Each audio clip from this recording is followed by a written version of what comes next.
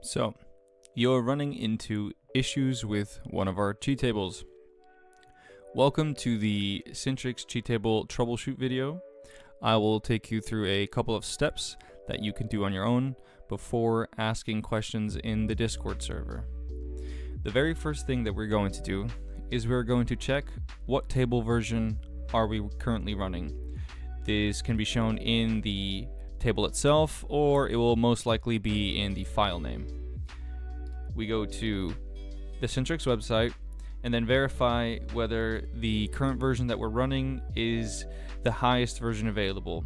150 is lower than 1531, so I'm going to download the latest version first. Yes, and then we can close the old one. Next, what we're going to do is most of our tables contain a game version, either in the form of game version, such as with Schedule 1, or in the form of a build version. The game version will most likely be visible inside the game, so in this case it says 033F13, and if we look at our table, it also shows 033F13. For other games, you may have to go to the properties in Steam and then go to the updates tab where you can find the build ID and you can check whether that coincides with the number on the table.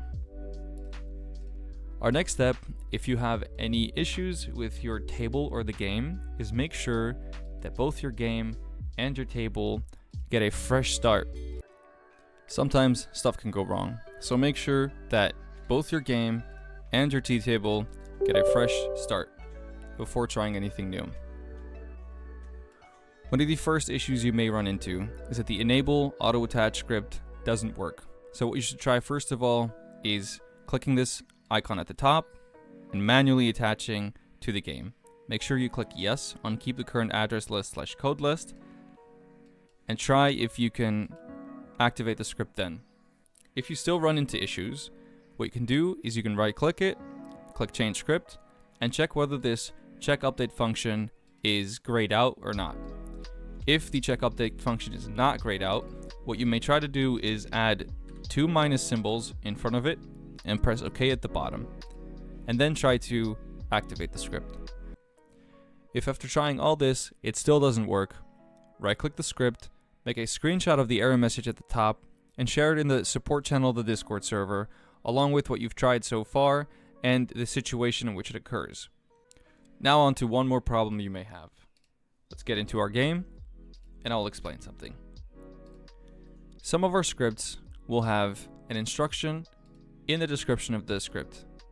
They're intended to be activated, then you should follow the instruction, and then these values should populate. If you don't do this, either the address, the value, or both may display question marks or some value that doesn't look correct. So we have activated the grab cash balance method 2, and the instruction says to open the ATM. Let's find an ATM to open. This one doesn't work. Let's go over to this ATM. And when we open the ATM, we see that the address and the value are both populated. Keep in mind that values and scripts are different. Scripts are supposed to be activated by checking the box on the left.